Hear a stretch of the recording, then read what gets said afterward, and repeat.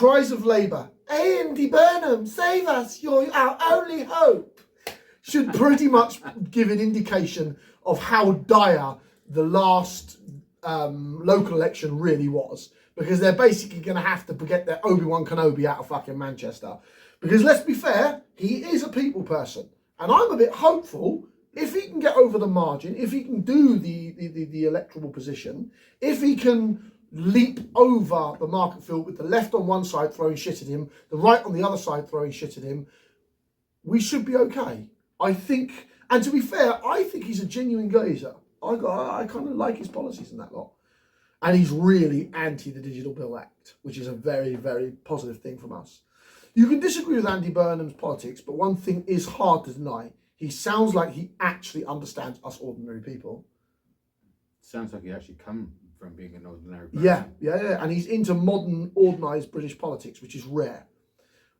People just don't compensate anymore. They want someone who feels connected to their real life. And because right now, Starmer is anything but that.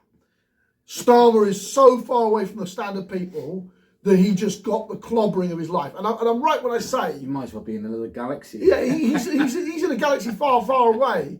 He's the Darth Vader of Labour's fucking goddamn problems, while Andy Burnham is literally Obi-Wan because he's got to save the fucking day. Someone's been watching Star Wars. I mean, I find it is what it is. But as always, I'm Sean, John Oyaka. I'm Chris. And this is the Blue Collar Workers, where politics actually means for working people in the UK. Today, I'm going to be talking quite extensively about the upcoming Andy Burnhams, because I don't believe if West Streeting does, the now retired Health Secretary, who's pissed off a lot of his cabinet friends, a lot of them, there are knives out for him. West Streeting doesn't realise the amount of enemies I think he's made. Because he used to have breakfast with all the other cabinet members. They used to get together like they were friends, having breakfast, sitting down, talking in the morning.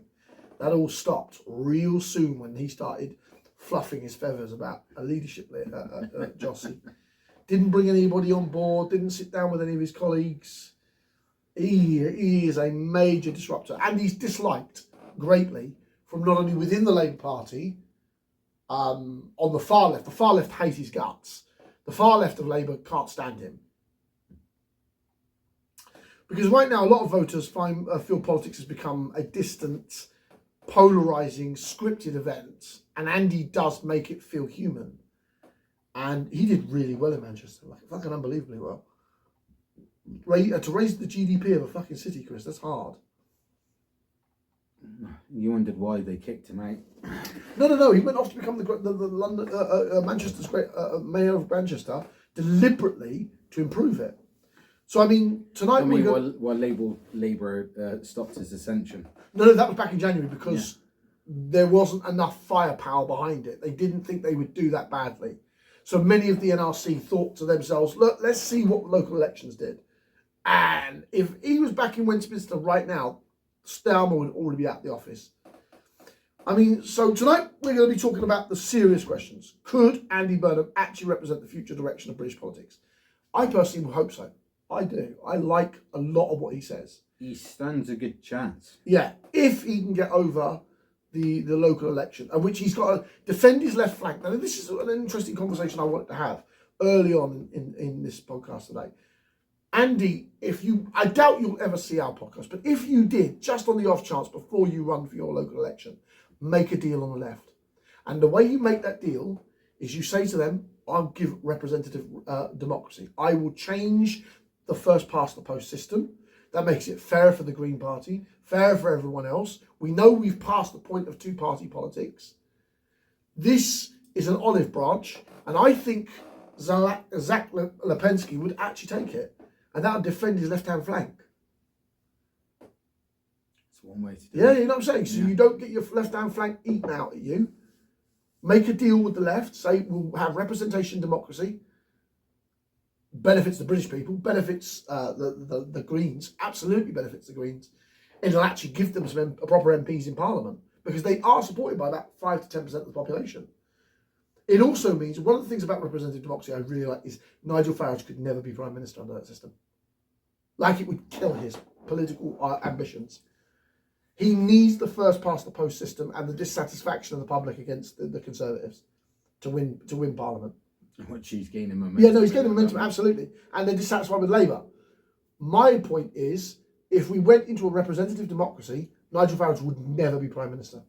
Because there isn't enough of the country to pole vault that man to a majority of Parliament. And when people actually start looking behind his policies, they're like, he's got some really horrific policies. Anyway, because right now Britain doesn't just look leaderless, it looks disconnected, and the country doesn't. Everyone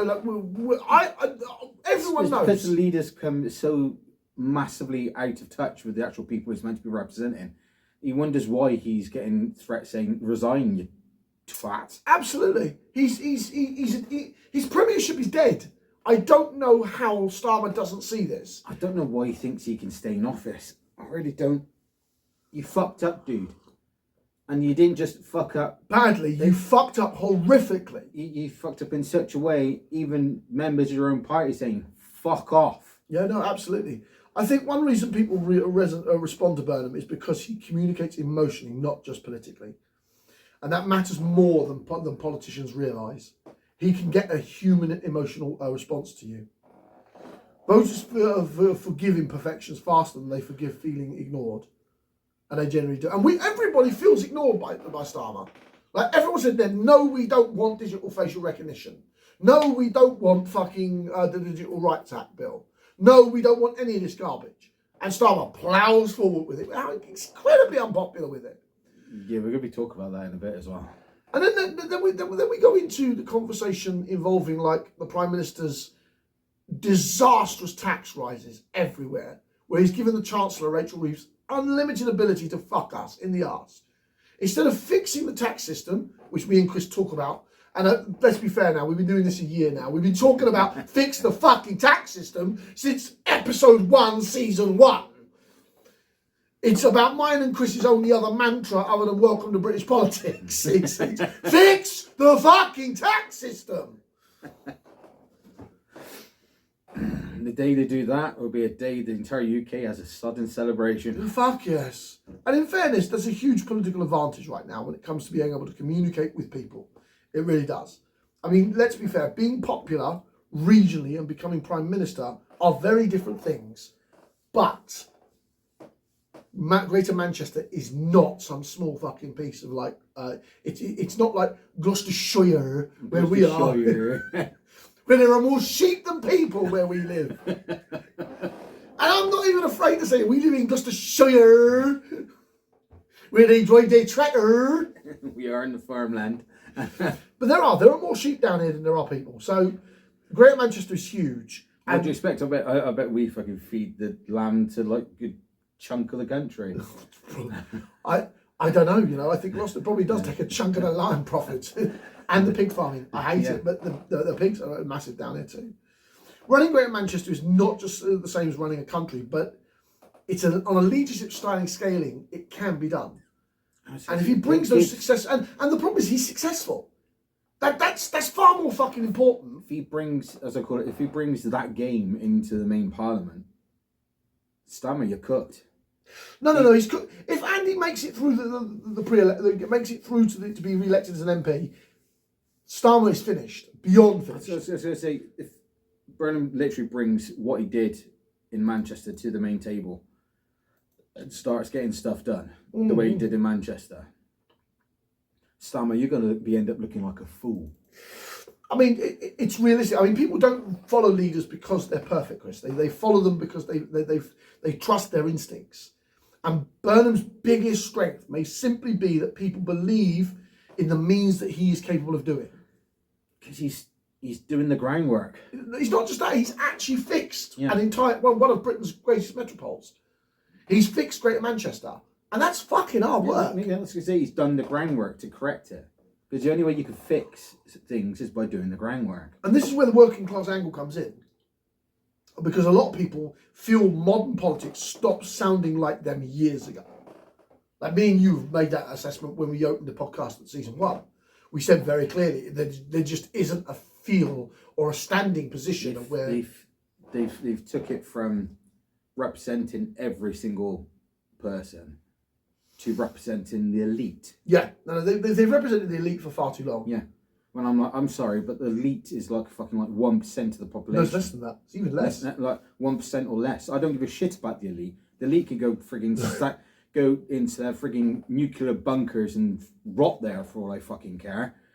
Oh, absolutely. Because of the fact we're the ones footing the fucking bills of everything the fuck out. So we're the ones that should actually be bent over, literally be turned around and said, right, we'll do what you want because of the fact you're the one that's supporting. Oh, it's mad. It's mad how our politics works. But Britain is full of working people who feel politically homeless. They really do. And Burnham has managed to tap into that frustration better than any national politician right now. He speaks less like Westminster and more like a local Briton. And I like that. I mean, you only have to listen to some of the things he's said and the things he's done. And a glowing resume like fixing a massive city is an important thing to put under your belt. Being the mayor, I mean, Imran Khan could do with some of that fucking glow. Useless cunt. Fucked up my capital. Horrifically. The things that... Another one that's been bought out by corporations. That motherfucker needs to go. So badly. I'm a Muslim. I'm a white Muslim. I want him gone. Okay? Sadiq Khan is useless. Absolutely fucking useless. He speaks less like Westminster and more like a local Briton. And that is a really critical way of treating your country, your people, and society at large. It's prolific, I personally think.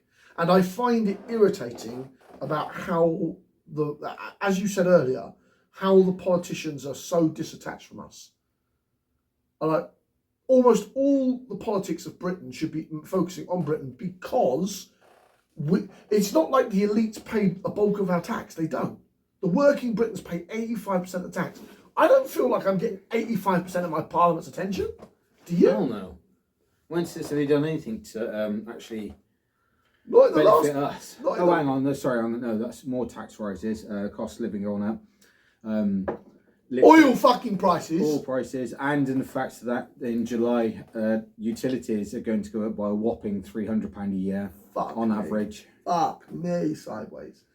Horrific levels of prices. This is what Andy needs to fix. The next Prime Minister may not be the smoothest politician. The country may want the most beloved one. And there where the conversation gets interesting. Very interesting.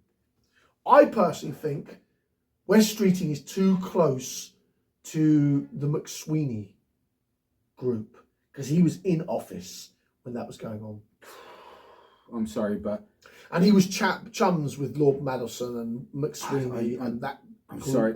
Anything connected to that needs to be purged from the fucking government. Because that's that one Labour shit. Yeah.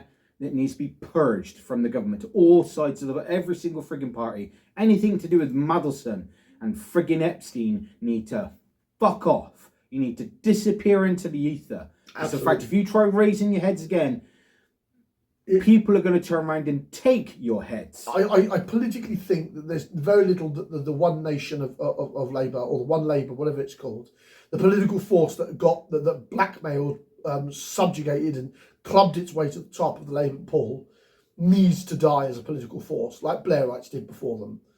I mean, Westminster politicians keep failing to connect with the British public, and I genuinely think that Burnham's strength is there. It's a symbol of authenticity. It's anti-political figures. It's working class recognition.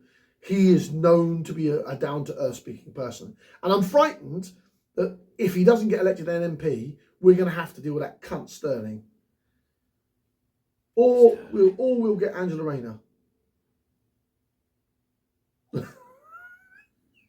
I can see your blood vessel popping out of your neck, my soldier. It looks like you're about to blow up. That's a different story, she is. Yeah. Because, I mean, she backs Andy. That's the problem. She knows how unpopular she is. She backs Andy. So if he comes in, she might keep her job, which is a pain, but it's the price you do getting a decent Prime Minister. Rayner. I'm not going to lie, I keep getting confused with which one's fucking which. Is this the previous one or the latest one? No, the previous one. Previous one. Yeah, previous one. The one that avoided frigging paying the correct tax on something. She's been clear of that recently. No, but as I said in previous ones, she's turned around, she admitted it, and she's paid the bill. So And she's good. cleared. She's cleared of all Yeah, wrongdoings. she's good. She only got bumped out because, in fact, she pissed everybody off by not paying the correct bill. But she's made the correction. You just need to stay on the correct path, Rayner. You will be booted. Let's get into a bit of a depth here, Chris. Why do so many Westminster politicians feel disconnected from ordinary people now? And it's not just one party anymore, because even that cunt Farage looks disconnected from his own voters. Because his own voters, the hardcore reformists, are really unpleasant human beings. Do you want my honest answer? Power's got to their head. It's disconnected them. They don't walk amongst the people that much. Private cars, communications, bodyguards. Hence the reason I know most people are like, well, you're discouraging people from going into politics. But when you go into politics, you start on the living wage. Oh my days. Oh, how quick that wage would move, Christopher. Woo! And the only way you get your rise is by doing what you set out to do. That got you in the office. So if you said you're going to lower tax, you lower tax, you then get a pay rise. Do it like every corporation or business. Oh, that'll sting 90% of you. A lot of politicians now come through this very similar paths. University, special advisor roles, think tanks, party machinery. And the problem is not enough real world experience outside of politics. And it's true. And they don't understand how much it costs to live, which is part of the reason why I think they keep raising taxes. Which is the reason why I'm like, you step into politics, you start off on living wage. Absolutely. I mean, too many politicians understand Westminster better than they understand working life. I'm sorry, but I would eliminate second-hold fucking allowances straight off the fucking bat. I do not give a shit. You're a politician, you live by the fucking people code, which means you have one fucking house. Which means if you want another one, you fucking earn it by doing your bloody promises and doing what you set out to do in your party fucking goals. Yeah, to get that pay rise. Manifestos. Yeah, manifestos. You do what you set out to do. You don't do it, you don't get your pay rise, and you're soon out of a fucking job. I do not sodding care. You either do what is necessary for the people, or you go bye-bye. The cost of living is disconnected, it really is, especially during the cost of living crisis. Because when people are struggling financially, they become very sensitive to politicians sounding disattached. Hence the reason why they start off on living wage. Because then I know, oh, hang on, I am in tune with the people because I'm on the same frigging wage as them. I understand the struggle. I know why they're pissed off. That's a direct connection to your voters. Living like your voters. You cannot tell people the economy is improving whilst their weekly shop still hurts. You just can't. It makes especially when you turn around and go, oh, in July, not your utility bills are going to go up as well. Are going to jump up by £300 a year. I'm sorry, but you should be decreasing utility bills so everyone can frigging live correctly. The whole utility system needs nationalising, the fucking lot of it. You're upping it by £300 a frigging year. What about the OAPs which are struggling at the moment? You're literally going to make them fucking freeze. And there's where trust breaks down. It's just crumbling.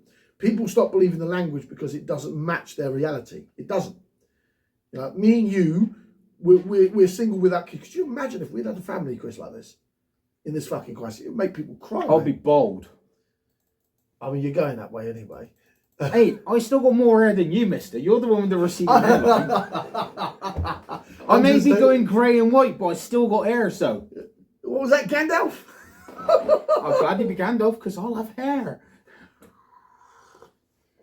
True. Politics is numbers on paper, but emotion at the ballot box. And I don't think the modern Westminster branch of elites understand that. And yet the corporate man knows he can put his hand in his pocket, drop a couple $100,000 on a table, and he's got the entire political world's attention. Think how much you would save in the budget if they all went on living wage. Oh, no, the living wage would rise. Let's be fair, that would move up so quickly. That would benefit us though, wouldn't it? It would be like, oh, bye. It would literally be like, cost of living wages here. Politicians are on living wage. Pfft, done. Problem solved, absolutely. I mean, it's a little bit leftist. We know that isn't going to work, but just for them to taste what it feels like to live amongst working people, I think it gives them perspective. It is a perspective I think all of them need to frigging have. I'm sorry. Oh yeah, completely. I don't care if you come from a private rich ass family and go into politics, and you then turn around and go into politics, you're a national minimum wage. Oh, this is half of what I used to get to my allowance. I don't give a flying fucking shit. And as I've said many times, Chris, London versus the rest of Britain is a very important thing. There is a genuine growing feeling that Westminster politics revolves around the London perspective. And that creates resentments in towns, small cities, industrial areas, and the rest of the UK. And I have said this for years. It's almost as if London has its own economy compared to the rest of Britain. It absolutely does. But I don't get why it has its own economy to the rest of Because Britain. of the banks. All the world's leading banks are in London. I don't give a shit. I know. When people feel culturally ignored, politically frustrated, follows very quickly. And Burnham's success comes partly from sounding rooted somewhere real, like in Greater Manchester.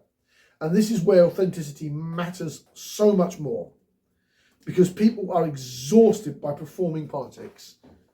And the Starmer is a master of performing politics, like the reset, the rebrand, the replay. I'm like, motherfucker, repurpose your P45 and get the fuck off my stage. I'm just so tired with Starmer right now. I want the cunt gone. And I'm not alone in Britain saying this. I want that cunt gone. Him and the Peter Mandelson files are a very good reason for me never to fucking trust a Blairite ever again. Voters can forgive mistakes faster than they can forgive fake. They generally can. Mm-hmm. And Starmer comes over as fake every fucking day. And whether people agree with Burnham or not, many believe he's genuine. That's a very important factor. Being genuine is its own value, Chris.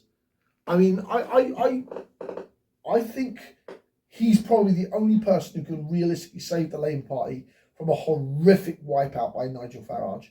And this is why I genuinely think that he should make a deal on the left. No? Yeah. Anything to get him above the rest. Make a deal with Zach Plensky. Make a deal with him, and from that deal, get representation democracy. And from representative democracy, you've benefited the Greens. You've become the Prime Minister. You're doing what's right for the British people. I think that's necessary, and I think you need to tell the press to fuck off, Andy. That's a very critical point. When the press barons say, "Oh, immigration is fuck off. I'm fixing things." But boats, fuck off, I'm fixing things. You've got to learn to tell the legacy press, because that's who they are. They're not the free press anymore. They're not the only form of information we get these days. They can fuck off. Their opinions have been so hostile to a Labour government, it's unreal, because there has been some successes here. Labour has won some successes. We've had an increase in wages. We've had a decrease in waiting time at the NHS. I will give the Labour Party its due. I just believe because of the Peter Mandelson scandal, the fucking top dog needs to go out the door. Like now. Without question. And probably the rest of the fuckers as well in the cabinet currently. At this moment, I wouldn't even hire him as a... what we keep saying he'll be good at? Foreign Secretary. Foreign Secretary, I wouldn't even hire him as... No, nor would I. No. Because of all the mess he's been involved with the Peter Mandelson things. It's just ridiculous. I mean, so maybe it isn't just left versus right anymore. Maybe it's about who actually feels believed. The politicians winning trust now are the ones who sound like they lived outside politics. I'm gonna say and that's why Farage is actually winning conversations. I think it's time for Labour to turn around and bring the people in which actually come from working class families. Absolutely. And put them in positions where they're going to make a difference. Absolutely. Without a shadow of a doubt. It's time to bring your party back in line with the people. Instead of Blairite elitists from the fucking inner cities. Because I can see it now. The more you turn around and try to go to the elite side of stuff, is the faster you're going to expel yourself from the government. And example is Starmer. Oh yeah. He hasn't fulfilled anything that he set out to do in his first manifesto. Chris, he wiped his arse with his manifesto. Yeah. He wiped his arse with his manifesto. Yeah, that sounds about right. It looks like he said all this thing and then when he used his toilet paper. Yeah, because I don't think there's anything on his manifesto he's even remotely looked at and actually upheld. And I think that needs to be said. I'd swear one of them was lower taxes. Yeah. Oh, absolutely. Yeah, instead, it's gone the other way. He's risen taxes. And everyone Rachel thinks Reeves with the freaking... Rachel fucking Reeves. Oh, that's just, it knocks me. It really does. I mean, what would Burnham actually change? I think he'd focus on transport, local investment, devolution, NHS tone, working class representation, and regional Britain. That's where I would think he's going to focus himself. I think it's frustrating with Westminster because they don't pay attention outside of the M25, north of the M25. So anything out of the M25 circles London, they don't pay attention to anything out of it. Certainly not north of the M. They're probably doing Cornwall and Essex. That's just next door, isn't it? No, they still don't friggin' it. The only thing they look at, oh, it's the tourism good. Yes, oh, that's good. Thanks very much. That's all they fucking care about. You're bringing us in money through the tourism. Yes, we're doing our part. Not time for you to do yours. No, sorry, not going to happen. It's just, I think he might regionalise Britain. He might bring back regional control, give more devolute powers to. So, I mean, if we had someone dedicating the money that Gloucestershire made to building up Gloucestershire, I think that would be an improvement. First thing, roads. Roads. Fucking roads. The potholes out here right now are fucking horrific. We're not even bad. We're not even as bad as some of our other places I've seen. Just, yeah. Roads would be the top fucking place. Then I would probably go with service stations. More charging stations. We're getting more electrical cars in Gloucestershire than we have recently. The electrical grid is starting to bump up. Obviously, the charging points in Gloucester. No. You can. There's quite a few places to charge up your EV cars these days. But we just need another mini nuclear reactor built within Gloucestershire, and then we'll be set to go. I don't think people are looking for just new politics anymore, because I think they're looking for a different. They're looking for stability. Yeah. They want something where that the government is turning and going, right, we need to make sure our people are looked after, everything is up together. They've got money spare so they can actually live and not just scrape by on pennies. Absolutely. And I do think that Andy will that Mr. Burnham will probably focus less on central Westminster and London and more on the individual cities and regions, giving them more local decision power. Make every single politician go on national living wage and watch national living wage. It's not going to happen, Chris. I love it, but I don't see it happening. I don't care how much it would fuck things up. If I come in control, that'd be the first thing I fucking do. I would not give a shit. Watch it freaking climb the moment they start. Britain is massively centralised, and I think Burnham's right in saying that is one of his major points, that the country is too centralised. It's too top-down driven here in the UK, especially in Westminster-based and London-based. And London is a fiefdom. London is monstrously expensive. You have to commute in and out, in my opinion, if you're going to work in London, because you can't afford to rent or home unless you've got family with generational wealth who own property. Then you don't have to pay rent. Daddy owns a small 6-bedroom on Fleet Street. I like the way you say small 6-bedroom. I'd have no issue having a small 6-bedroom on Fleet Street, because I'd soon turn that into a large 4-bedroom. Just like, oh no, Daddy bought me a new studio flat down Mayfair. The fuck? Just like, yes. You single? Fucking a new flat down Mayfair. Fuck it. Like I said, London's prices are horrific. Buying anything in London is horrific. God, I swear, like a flat down Mayfair, you could probably buy like 3 in Gloucester. No, God, no, not that low. You could for a studio flat in Mayfair. Yeah. 16.2. I shit you not. What, million? Yeah. I'd buy half a Gloucester. Flats to buy Mayfair, UK. Current ones going are 1.6, 1.9, 1.8. So you could literally... This is the low end of Mayfair. Yeah, I was going to say, the low end of Mayfair, you're looking at like a good 4 houses. But 3 to 5 houses, depending on size bedroom, for one flat in Mayfair on the low end.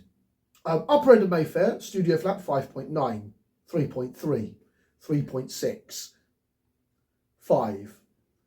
Here we go. There's all the lottery winners live in London. So let's look at 12, 13, 22. 22. This is Mayfair. This is fucking Mayfair. These are flats, mate, in Mayfair. 22 million for a flat. Yep. I best wake up in the morning and it just literally the technology is so far advanced. You don't move, everything's done. Davies Street, Mayfair, London, Chris, is backed on to several of the Embassycle Islands. There is all the shopping centres nearby. It's indoor. So basically, you don't need a car. No. If you work for a bank, this is where you'd live. Because you're walking distance from anywhere you need to be. Including your bank. Yeah. 22 million, Chris. That is money. That's elite money. Yeah, like the poor end is in the 3s to 5s. The poor end of Mayfair, darling. Oh, your flat's only worth 3.5 million. Oh, you're in poor Mayfair. I'd soon sell that flat and come straight back to Glasgow like, fuck this shit, I just bought... I'm buying several farms at 3.5. 3.5 million. I just bought a house for every single member of my family and I still got spare change. Fucking Jesus. Could turn into a fucking property developer for just selling one property in fucking London. Oh, that 22 million, could you imagine? Getting that as an inheritance, right? That's sold. I'm going to go into multi-properties back here. Mr. Bailey, you've got 2 properties in the high end of Mayfair, one averaging the 22, one at 19. Sell them. What? Both. Sell them. Sell them both. Do you not want it? No, sell them. I want that 39 million. 40 million, sorry. Do you know how many housing blocks I can buy in Gloucestershire? Rent rolls, baby, rent rolls. I'm becoming a slumlord in Gloucester, thank you. Give me that money. I'm buying Matson. You probably could buy Matson for 40 fucking million. Right, all of you dirty nationalists, gone. I want real working people up here. I would turn it into the next high middle class end of Gloucester. Abbeydale extended. Matson's been wiped out. Abbeydale extended. Abbeydale South East.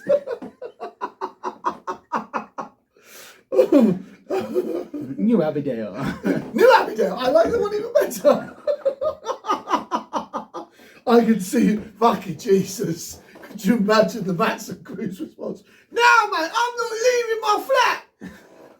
Leave or I'll call my London people. Fucking just yeah. Like I said, the price of living in London is absolutely mad. And yeah, I'm taking Mayfair as a bad example. But Mayfair is the high end. Yeah. I mean, Croydon's still bad. Croydon's a low end. Yeah, it's a slum. Flats to buy in Croydon. Flats. No, probably a price of a house around here. Oh, yeah, absolutely. 1.6 is the upper end of Croydon. So where do you used to live? It's 1.6. Yeah. For South Croydon, that's South Croydon. That's posh Croydon. Oh, that's posh Croydon. Relative to Croydon, ladies and gentlemen, I know the idea of posh Croydon is a bit of a oxymoron, but posh Croydon 1.6. I didn't realise there was a posh side to Croydon. Fuck off. But yes, the flats, the flats range. Like I said, the top end's 1.6. Well, that's nice. Saffron Square, 160. Beautiful area. Leaseholded, outstanding studio flat, 13th floor. Oh, that's that. I know that street. And I also know who's the criminals down that street. You need to knock a 1 off that line for me to seriously entertain that flat's location. If you're offering 60 grand, I might be able to, hoodwink someone to take it off my hands. But 160, you're probably laughing. Central Square's good, 300 grand. That's pretty good. So, I mean, that's the perspective difference between Croydon and Mayfair. They are horrifically different housing prices. I would say Croydon's roughly on par with What do you think Gloucester will be? No. Take that out of your mouth. There's no house short of 1.8 in Box. that's the village of Box. The cheapest house is 1.8, and you know that's only like 20 minutes from where we're sitting. Gloucester, mind. No, that's Box. That's the village of Box. The village of Box. It's on another planet to the rest of us. It really is. But most of Gloucester, what is that? 600's a good house up here. 500-600's a good house up here. Roughly. Yeah, not even a house. I mean, you're looking and all. But anyway, we got on a tangent involving the price tags. But the idea that the rest of Britain does not understand the finances of what's going on and how London lives is a key factor on why Burnham is very appealing to the working Britons. And I end this by saying I do genuinely hope he becomes Prime Minister. Knowing us, we're going to get fucking West Stealing, though. He's going to be the cunt that's going to take over. Or he might not succeed. I'd rather have Rayner. Oh my God. Oh, that must have took you a bit to swallow that one. Better the devil you know. Rayner, as you know, considering she wasn't part of that Mandelson shit, I'd hold my nose and take that over West Stealing. Absolutely. But he used to be a really close ally and chummy chum friend with McSweeney, Lord Mandelson, and Starmer. The fact that two of the three candidates that are lining up to be potential next PM are still stained by the Madison shit is disgusting. Oh yeah. We don't know because there isn't a leadership race at the moment going on. Yeah. That's the thing. We've got rumours. Potential. Yeah, potential. Yeah, potential, yeah. In fact, three of the potentials to go up in the leadership race that is more likely coming up will be coming up. I'm sorry, Starmer, you're going out the fucking door. I don't know. If West Steering's the one that comes forward, Chris, it might be the fact that he ends up being... If Burnham's blocked at this by-election, if he loses this by-election, I don't think West Steering has the numbers. He needs Andy to start the firing race. That's the thing. Because Andy is popular enough amongst the general public. So basically, the three potentials need Burnham to start the race. Otherwise, they're all going to fucking lose to Starmer anyway. Yes. No, they don't have the numbers to start it. That's the whole thing. They don't have the numbers to start it. Because you need 81 So Burnham's the one with the starting gun. Yeah. And he might not even make it to the fucking Westminster. So we might... I think it's inevitable we're going to keep the cunt who's in charge right now until summer. If everything goes well. If Burnham fails to get elected... If Starmer's still here the next time the general election is frigging called... I won't. He's going to be absolutely... No, they will get rid of him before that. I'm certain of it. Because they know he's got the touch of death around him now.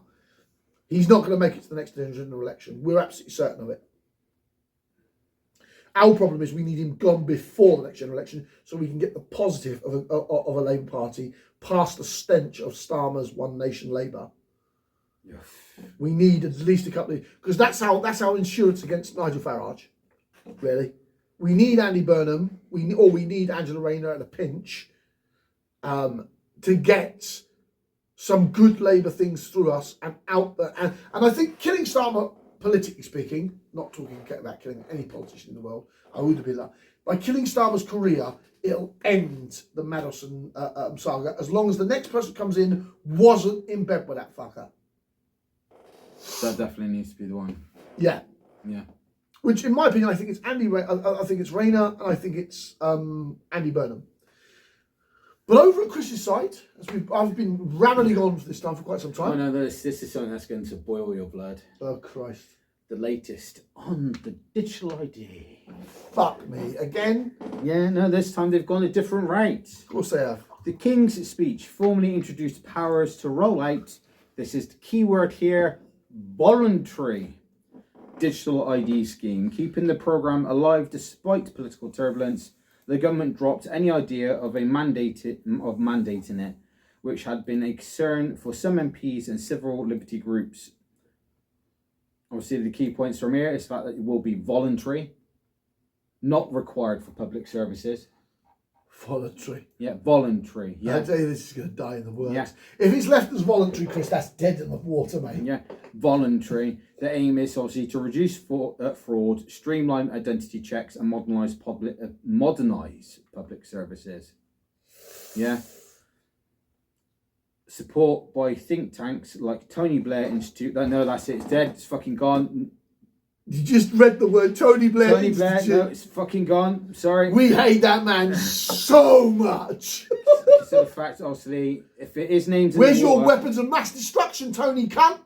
Since Tony Blair's involved, that's it. The privacy debate comes right back out again.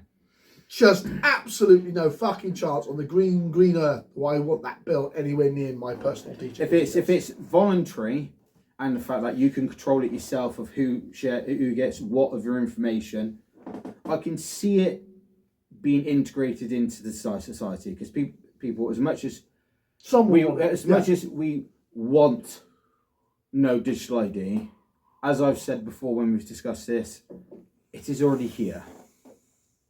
As much as you want to turn around and go, no, it ain't, no, it ain't, no, it ain't. I didn't say it's no, it's not. I don't want any more. I don't want any more. I'm bringing up the most obvious, Apple Pay. Absolutely. I just don't want any more. Or Apple Pay, Google Pay, it already contains either your fingerprint or your facial recognition, so it contains biometric data straight off the bat already. That is a form of digital identification. Put plain and simple. The argument I have is how it's controlled. Because of the fact it's already here, it's in motion, it's how it's controlled, and what they're turning around and trying to write into the terms and conditions or the bylaws into the Digital Identification Act without us knowing is my main concern. Because of the fact, obviously, I have a feeling they've gone down the voluntary road because of the fact they saw civil war, riots on streets and everything else if they tried to make it mandatory. Oh, I'm certain that there'll be kickoffs. There'll be no question of kickoffs. Because obviously if they want to streamline it and make it easier for you to do checks and everything else, it will take out the overshare of documents, because I'm not going to lie, sometimes just getting a basic piece of information, you need to have like 6 others to prove who you are. I mean, the argument about it will stop illegal immigration is bollocks. No, that's been what I ain't even mentioned in this fucking thing. Because that's let's be fair, that's garbage, and they know it was garbage when they tried to bring it up, and we proved them wrong, and it's just an invasion of our privacy. Yeah. Obviously, they've tried to make it more inclusive, but it is a risk, because obviously, I'm sorry, but hacking is becoming exceptionally more difficult to not get involved in these days, get caught out by. You have to, I'm not going to lie, in this frigging thing, if everyone's trying to turn off VPNs because of the fact they don't like the fact that you're trying to protect yourself, is a fucking pile of shit.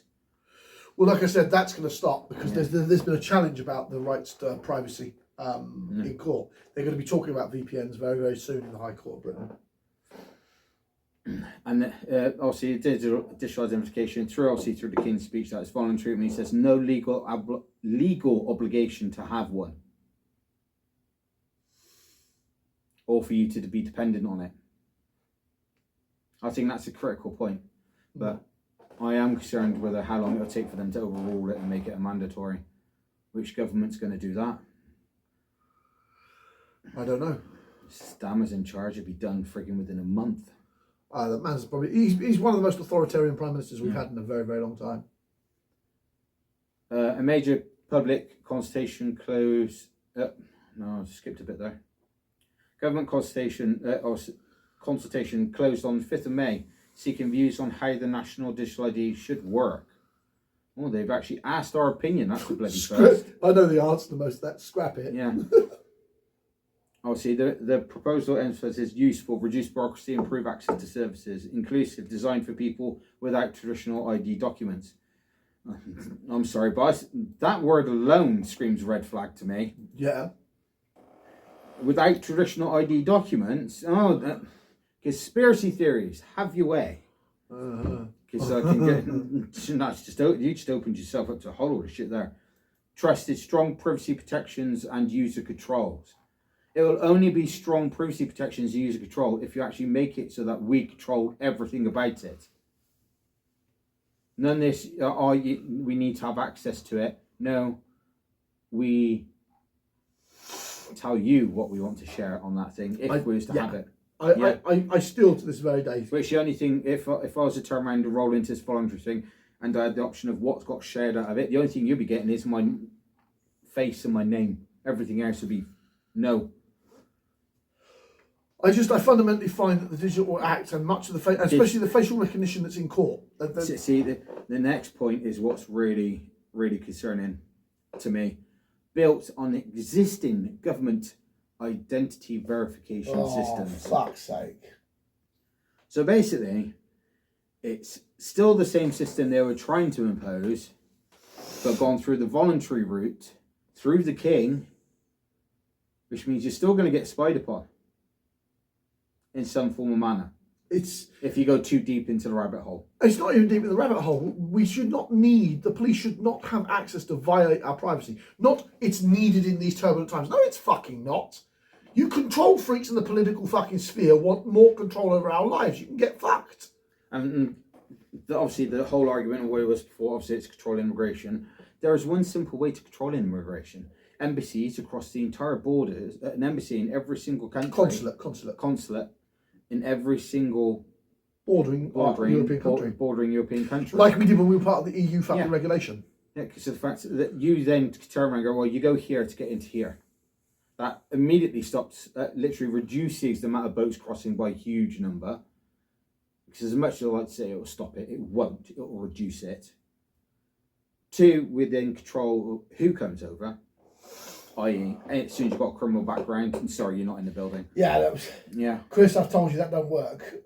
Stealing bread and food to feed families is not the same as I'm a people smuggler or an arms dealer or I'm a criminal or I'm a gunslinger or I'm a pirate. You know, those are very, very different things. I stole to feed my wife and children. That's where like the first thing to check. Have you got a criminal record? You'd have to admit it. So yes. Then you go down a separate route, which will then be a case of the fact of was it to preserve life or not? That's it. 2 simple steps. Yeah. 1, do you have a criminal record? Yes. Was it to preserve life? Yes. Oh, it opens up the same channel, but maybe slightly restricted. Yeah? Yeah. No, it wasn't to preserve life. I was being a dick. Fuck off. I agree with the premises that we should not be importing criminals of any stripes. And certainly not the type of criminals that do not share our social values and cultural norms. And I say that as a British Muslim, okay? Because there is a lot of dejection involving how certain tribal mentalities operate inside of Calais that we need to be weary of. I mean, like I said, it's not just a brown people thing here. A lot of speculation of some things coming across which we don't want. Yeah. I mean, like I said, the biggest people smuggling gangs right now, they're not even brown people, as to say it is. They're more like East Asians, Vietnamese, Congolese people. We're talking, not Thai, the other one, Cambodians. These are the type of people, the very poor cousins of Thailand and Singapore. Those are the regions that are genuinely trying to smuggle across the UK these days. And this is why it doesn't fit the narrative that we should be blaming brown people for all the types of immigrants. I don't think it's really brown people that actually pinning it on. Well, it's Muslims, I know. I was going to say, it's your faith that turn around. I know, they like to demonise us, even though we've been living in this country for 200 years. It's not so much the ones that are here, it's the ones that are coming over. In my opinion, it's demonising anybody based upon their faith is a breach of what it means to be human and fucking decent, Chris. If you obviously there's the main thing obviously it's the Muslim community coming. The main message I got from it is the Muslim community coming over to Britain is what's causing the issues. But they're not. That's the thing. No, I was going to say that's the message they're portraying. Oh yeah, of course. Yeah? The media want to demonise my religion. They have done for fucking my entire life. Before I was even Muslim. And I'm sorry, but unfortunately, well, going by the statistics, it is mainly single men that are. You see, you're using. I know where you're getting this from. You're getting this from the Daily Express or the Daily Mail, yeah? It's just across freaking everywhere. No, it's not. Because the Border Force has stated that the bulk of immigrants that have crossed the country since 2020 to 2025 have been small, unescorted children, vulnerable women, and women with children, making up 57% of them all. And this is why I know that the Daily Mail and all that lot are inflating. Yes, there are single men. I'm not denying that. There are single men. Let's put that caveat to it. But they're not overwhelmingly. That's the language I'm having a problem with. So they keep emphasising the single fighting age men. Yeah, but it recommended, so they're also lamping in unaccompanied teenage boys amongst that, 16 to 17-year-olds. Oh, that's stupid. But that's what they're doing. They're taking the 16, 17-year-olds, putting those to them. But then I've also, everything that I've seen, I'm not taking it to thing, I'm just taking note of it. It's always the same images. Oh yeah, they use those. And then I've literally turned around, saved some of them, reversed image searched them, and they're from years ago. Yeah, of course. Because they don't want to give an indication that the real migrations change year after year. And yes, we've had Syrians, Iraqis, we've had Afghanistanians, we still have some Afghanistan coming in because of the return of the Taliban after the Americans pulled out by Biden's withdrawal, which was an absolute mess. We've got examples of those migrants, but they're not the bulk of it. Like I said, we're getting a lot of Eastern Asians that are joining us now. From Vietnam, Cambodia, Laos, that area, that whole area, we have a lot of migration coming from there. And a lot of it is women with small children. It is undocumented teenagers.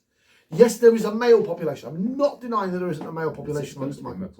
I think it would just be people will accept it better if the true figures come out and actually said how much. Oh, they won't. Is because they do the sympathy. Based. Because the sympathy would set in, Chris. It doesn't sell newspapers.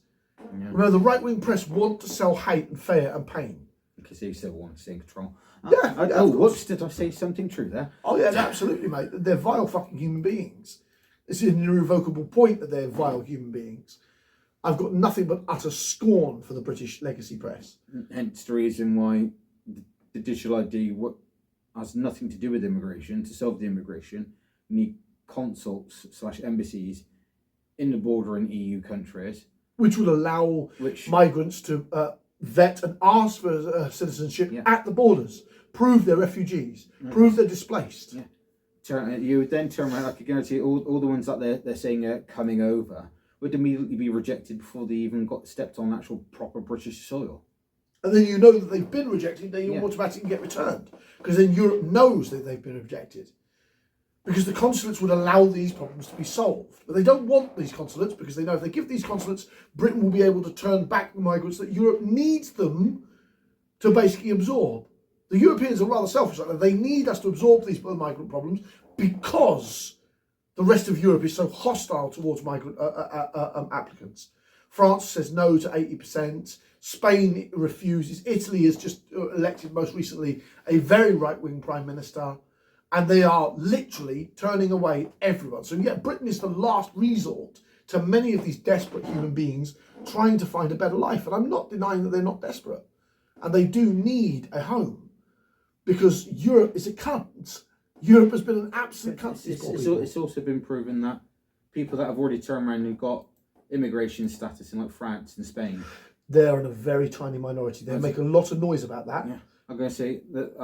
I'm not saying it doesn't exist. Yeah, I'm saying they've turned around and just left the documentation in France and then got on the boat to come to the UK when they've got residency within France. Yeah. But because of the way the French treat migrants is horrific. Chris, we are really civil, relatively. Britain is actually one of the best places to live if you're a Muslim, if you're an Eritrean, a Nigerian. We are genuinely quite accepting people. The French are not. The French have got a nasty. Remember, the French have had their right-wing party. The old man of that party, the man who founded it, he's nearly fucking dying. Yeah. And his granddaughter and daughter are the ones that are running the party. Do you see what I'm saying? The far right, the Le Pen party, is founded by the man Le Pen. So, I mean, I don't know if he's still alive or not. the founder of Le Pen. But I know that quite recently he was getting old.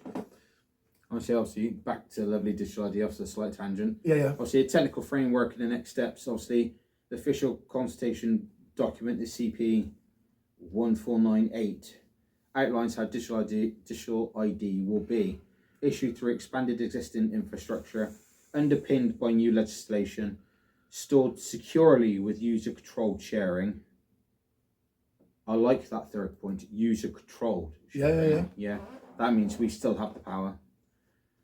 Usable access public and private sectors, e.g. right-to-work checks, online age verification. That's where it starts to get a bit dicey. Because it can go one or two ways. Jean-Marie Le Pen, the founder of the party, as we said, he only died last year. Damn. And that's how long they've had a right-wing party, that type of ultra-nationalist party, since the 1970s. So you can understand, if you were a black man, Chris, would you come to Britain over France? If you understood that, and that's a party that has to be blocked taking power in France. The far left and the centrists make pacts to stop them. I'd leave. Bit ingrained in the old ways there. Yeah, I know, it's mad. But yes, the digital ID bill is horrific. I feel we need to basically say no every single day until the politicians get it through their skull that Britain isn't going to sign up to it. I'll say it literally. The bottom line is the UK is actively building a national digital ID, but voluntary only, with a strong push on privacy and inclusion. Legislation in process, public consultation has just closed, and the rollout planning is underway. I deeply dislike the Digital Bill Act. I think it is a vile piece of legislation and an invasion of our privacy. And an unbelievable invasion. And my problem is, it's not the bumbling idiocracy that comes from Starmer. It's what if Farage gets in power? Then that cunt has that. It is literally, if it get, I'll say at the moment it's voluntary. Literally, as soon as the word voluntary is involved, I think it's calmed the tension. Not got rid of it, but calmed the tension for the moment. The fact that they've used the king, I think, is underhanded. Oh yeah, they've had to. Yeah. Because they couldn't get through Parliament otherwise. But I don't know why if you would have turned around and said, right, we're rolling out a digital identification system and it's completely voluntary. You don't have it. It's literally just an easier way for you to get around and everything else, and it's completely in control. If they started that from the very beginning, we wouldn't have been having this issue as we are now. So at the moment they turn around and say it's going to be mandatory, Starmer, you're a dickhead. You've literally lost everybody's. I mean, Starmer has lost confidence. Starmer has lost us and the rest of Britain a long time ago. Probably, I would probably go with he lost us a year ago. Yeah. I mean, when we've been podcasting since just before his election. Yeah. The moment he turned around and literally failed on all his manifesto promises the first time round. Yeah, early part of season 2, me and Chris were raving about how he behaved. If anyone's wondering how we felt, please go back and look at season 2. But it's just ridiculous. The only thing I could take away from the new digital identification rollout, because they've used the king, it has to be voluntary. They're using the king's influence to make it an easier swallow for us. Yeah. But the key point to take away from this is, if you do go for it, make sure you read the terms and conditions. Absolutely. Yeah, absolutely, 100%. If the terms and conditions don't even sing to your tune of how you want it controlled, don't sign up for it. Yeah. It does mean extra paperwork and everything else, but I'd rather take extra paperwork than give up my digital privacy. My digital privacy. Yeah. And I mean, maybe for most of Britain it is easier to swallow because it's been the King's bill. But I'm an Irishman. I spat it out. I find it extremely underhanded that they've used the king to turn around and try to push this thing through. Of course they have. When they've just gone about it entirely wrong. Obviously, Absolutely. I've said digital identification already exists, and at the moment it does stay within our hands. I do think if Burnham gets in charge, he needs to reinstate the fact that Apple has full control over their data and not us spying on it. I think there needs to be a lot of changes. I'm quite hopeful that Andy Burnham will get there. What's the time on that, my boy? I can't even see it from here. That's probably about over an hour, isn't it? Just over an hour, yeah. Yeah, we'll stop there then. I think that wraps us quite nicely. I mean, Chris went into the digital bill. I genuinely am quite hopeful over the next couple of coming weeks about Andy Burnham. I thought it was necessary to talk about him and the hope that he could probably bring to the Labour Party. He's like the person that walks into the gambling den and chucks a 6 on the table like he's a gunslinger, because they're going to need him. They're going to need him. As always, I'm John, Sean, or Yahya, depends on who you're asking. I'm Chris, and for future reference, if you, due to the new way the digital ID is going, make sure you read everything before you sign up to anything. Because in fact, the last thing I want is for you guys to fall into a trap you can't get out of. Absolutely. And with that, assalamu alaikum wa rahmatullahi wa barakatuh. Smashing day.